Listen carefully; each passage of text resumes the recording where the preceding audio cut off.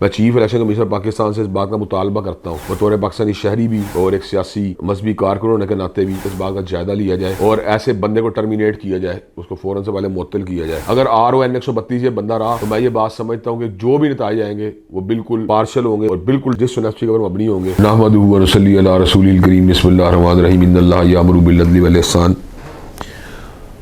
اللہ تبارک و تعالیٰ عدل اور احسان کا حکم دیتے ہیں زندگی کے تمام معاملات میں، مسئلہ گھریلو سطح کا ہو یا کاروباری مسئلہ ہو یا سیاسی مسئلہ ہو۔ اگر عدل، انصاف اور میرٹ کو برقرار رکھا جائے گا تو خود بخود اس کے نتائج جو ہیں بڑے مثبت نکلیں گے۔ ہمارا ملک ایک اسلامی جمہوری ریاست ہے جس میں اقتدار کو عوام کی رائے کے ساتھ جو ہے منتقل کرنے پہ اتفاق کیا گیا ہے، لیکن اس کے باوجود ہم یہ بات جو ہے اس کا مشاہدہ کر سکتے ہیں کہ پاکستان کی تاریخ میں بہت دفعہ جو ہے دھاندلی دھونس کے جو ہے واقعات ہوئے ہیں، بلکہ ہر الیکشن کے بعد اس طرح کے تحفظات کا اظہار کیا جاتا ہے کہ دھاندلی ہو گئی، دھونس ہو گیا۔ حتیٰ کہ 1970 کے اندر ہونے والی دھاندلی کے نتیجے کے اندر ہمارا ملک جو ہے 2 لخت بھی ہو چکا ہے، لیکن اس کے باوجود ہم نے سبق نہیں سیکھا۔ ہر الیکشن کے بعد جو ہے نا اس قسم کی شکایات جو ہے سامنے آتی ہیں کہ فلاں علاقے میں ریگنگ کر دی ہے، فلاں علاقے میں ریگنگ کر دی گئی ہے۔ ہم یہ بات سمجھتے ہیں کہ یہ معاملہ جو ہے نا بالکل اس کو میرٹ کے اوپر جب تک ہم درست کرنے کی کوشش نہیں کریں گے ہمارے سیاسی معاملات کی اصلاح نہیں ہو سکتی۔ انتخابات میں حصہ لینا ہر جماعت کا حق ہے۔ ملک کے اندر مذہبی نظریات کی عملداری کے لیے دینی جماعتیں جو ہیں وہ کام کرتی رہتی ہیں اور باقاعدہ طور کے اوپر اس بات کی ترغیب بھی دی جاتی ہے کہ دستوری راستے کو اختیار کیا جائے، جس سے اگرچہ علماء کو تحفظات بھی ہیں لیکن اس کے باوجود ملک کے وسیع تر مفاد کے لیے ہمیشہ دستوری راستے کو اختیار کرنے پہ اتفاق کیا جاتا ہے۔ لیکن اس کے باوجود ہم یہ بات دیکھتے ہیں کہ کچھ اس انداز میں دینی جماعتوں کی حوصلہ شکنی کی جاتی ہے۔ کئی مرتبہ مایوسی کی کیفیت پیدا ہوتی ہے اور ذہن میں آتا ہے کہ میرٹ کا جس انداز قتل عام کیا جا رہا ہے، جس انداز دھمکیاں دونس کے ذریعے معاملات کو چینج کیا جا رہا ہے، اس کا مطلب یہ ہے کہ جمہوریت کے بارے میں جو لوگ تحفظات کا اظہار کرتے ہیں یا انتخابی عمل کے بارے میں اس کے اندر بہت زیادہ ویٹ نظر آنا شروع ہو جاتا ہے۔ NA 132 بھی پاکستان کے حلقوں میں شامل ہے جہاں پر وسیع پیمانے کے بعد جنرل الیکشن میں بھی دھونس دھاندلی کی گئی اور ملک کے دیگر حلقوں کی طرح یہاں پر بھی دینی جماعتوں کو خصوصیت سے جو ہے ان کو دبایا گیا۔ ہمارے ووٹوں کو بھی بڑی تعداد میں چوری کیا گیا اور 26-27 گھنٹے گزرنے کے بعد یک لخت جو ہے وہ اعلان کر دیا گیا نتائج کا، اور اس کی بنیاد بھی جو ہے نا سچی بات یہ ہے کہ کوئی واضح طور فراہم نہیں کی گئی۔ فارم جو ڈینائی کیے گئے، فارم 45 جو ہے اس تک ایکسیس جو روکی گئی اور لوگ مانگتے رہے کہ اس کے باوجود نہیں دیے گئے۔ اس کے باوجود ہم یہ بات سمجھتے ہیں کہ حافظ نعیم صاحب نے بھی کراچی کے انتخابات کے بعد یہ بات کہی تھی کہ پورے کراچی کے اندر ایک خاص پارٹی کو کسی ایک پولنگ اسٹیشن میں فوقیت حاصل نہیں ہوئی، لیکن اس کے باوجود جو ہے اس کو پورے کراچی کے معاملات کا انچارج بنا دیا گیا۔ یہی معاملہ جو ہے NA 132 میں بھی جاری ہے کہ ایک عرصے سے یہاں پر ایک خاص پارٹی اور ایک خاص گروہ، ایک خاص فیملی جو ہے وہ لوگوں پر بری طرح مسلط ہوئی ہے۔ اس نے پوری کی پوری انتظامیہ کو جو ہے وہ اپنے تحت کیا ہوا ہے، حتیٰ کہ جنرل الیکشن میں باقاعدہ طور پہ RO جو تھا وہ ویلکم کرتا ہوا نظر آتا تھا ان کے صوبائی کینڈیڈیٹس وغیرہ کو۔ اب جب ضمنی انتخابات کا اعلان ہوا ہے تو اس کے اندر بھی ہر بندے کا حق تھا کہ وہ اس میں حصہ لیتا۔ اگرچہ جنرل الیکشن کے نتائج اس قدر مایوس کن تھے کہ اس کے بعد ان کے اندر حصہ لینے سے کئی مرتبہ انسان جو ہے سوچ و بچار کا یا تشویش کا شکار ہو جاتا ہے، لیکن اس کے باوجود چونکہ یہی ایک راستہ میسر ہے دستوری جس کے اوپر قوم نے اتفاق کیا، تو ہم نے دوبارہ اس بات کا ارادہ کیا کہ اس میں حصہ لیا جائے سوچ و بچار کے بعد۔ ویسے تو دوستوں کی ایک بڑی تعداد کا یہ بھی ذہن تھا کہ جب تک الیکٹورل ریفارمز نہیں ہوتے یا انتخابی اصلاحات کو جو ہے رائج نہیں کیا جاتا اس وقت تک ان میں حصہ لینا جو ہے بے سود رہے گا، لیکن اس کے باوجود دوستوں کی مشاورت کا جو ایک حصہ تھا اس سے فیصلہ کیا گیا کہ ان انتخابات میں حصہ لینا چاہیے اور اسی سسٹم میں اصلاح کی جدوجہد جو ہے وہ جاری رکھنی چاہیے، اس لیے کہ مسلسل کوششوں سے ہی مثبت تبدیلیاں رونما ہوتی ہیں۔ ان کے اندر اپنے قریبی دوستوں کے علاوہ بعد دیگر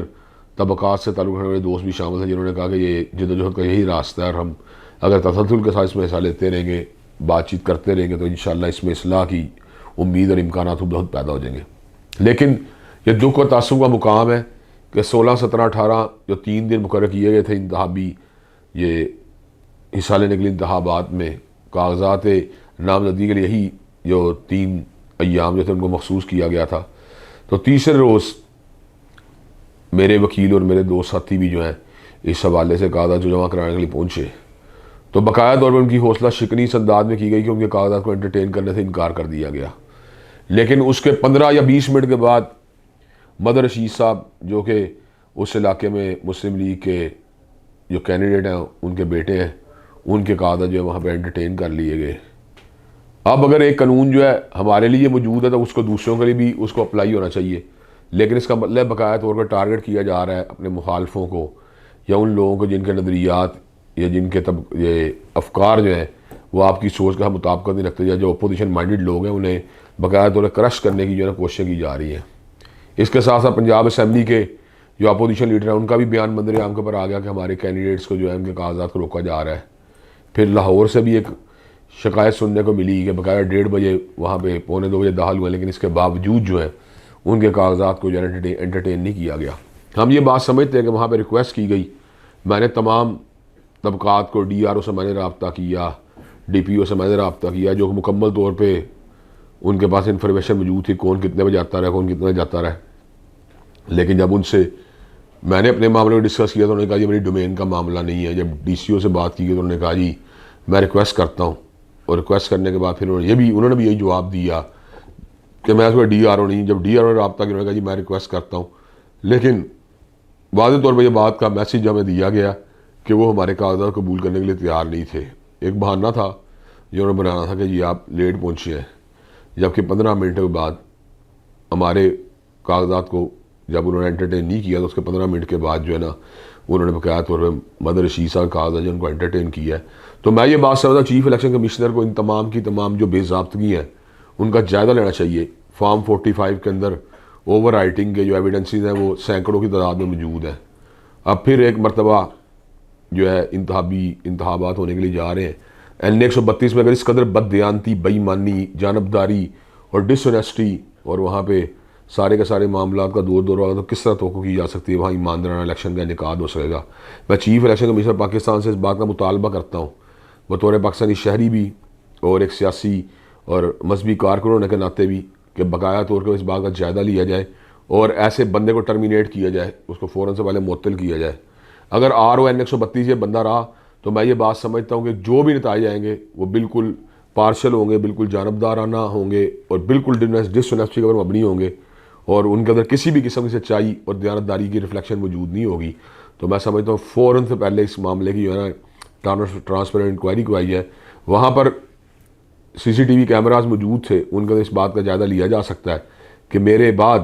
کاغذات جو ہے ان کو انٹرٹین کیا گیا ہے تو ہمارے کاغذات کس بنیاد پر انٹرٹین نہیں کیے گئے. ہمارے کاغذات کو انٹرٹین کرنے کے لیے ابھی بھی فیل فور کوئی نہ کوئی ان کو جو ہے نا لاحمل اپنانا چاہیے, اس لیے کہ ہم بھی پاکستان کے برابر کے شہری ہیں.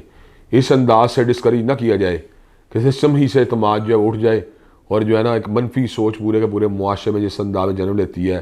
وہ سوچو بچار یا معاشرے پھیل جائے. ہم اللہ کے فضل دستور کا راستہ, آئین کا راستہ, قانون کا کسی بھی طور پہ چھوڑنے کے لیے تیار نہیں. لیکن اس قسم کے آر اوز جن کے اندر کوئی رواداری, کوئی مروت نہیں, جو خالصاً جانبداری اور زیادتی اور ظلم جیسا کام لے رہے ہیں, ان کو ہٹائے بغیر ہم سمجھتے ہیں کہ سسٹم کے اندر بہتری نہیں آ سکتی. چیف الیکشن کمیشنر سے ہمارا مطالبہ ہے کہ فل فور ان کے عہدے سے ہٹایا جائے اور کسی ایماندار اور دیانتدار آدمی کا تقرر کیا جائے اور ہمارے کاغذات نامزدگی کو جو ہے نا قبول کیا جائے. اللہ کے فضل و کرم سے دستوری جدوجہد کل بھی جاری تھی, آج بھی جاری, آئندہ بھی جاری رہے گی. قرآن و سنہ موومنٹ انشاءاللہ بھرپور طریقے سے آئندہ پورے ملک میں منظم ہو کر انتخابات میں حصہ لے گی اور دستوری طور پہ غلبہ دین کی اور انسانی حقوق کی بالادستی کی جاری رہے گی. واحد الحمدللہ رب العالمین.